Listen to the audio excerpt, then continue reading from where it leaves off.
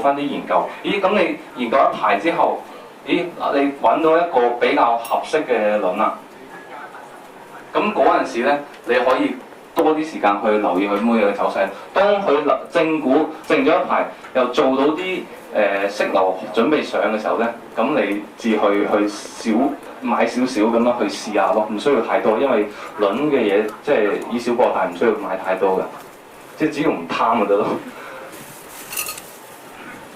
呢個我覺得嚟緊嘅2628嘅輪咧就會縮引伸波幅㗎啦，因為佢嚟緊呢個波幅細咗啦，即係唔似得呢度咧引伸波幅開始細，因為佢會浮一陣。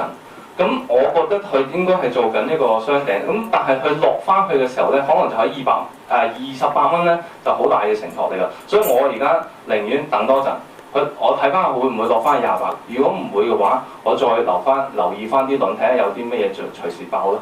咁4852呢隻咧，佢就嚟到期啦，基本上好似因為7月20。咁佢爆炸力可以好勁，但係因為佢就嚟到期，而且係好價內嘅，佢嗰個係好似廿幾蚊嘅，即係總之係價內。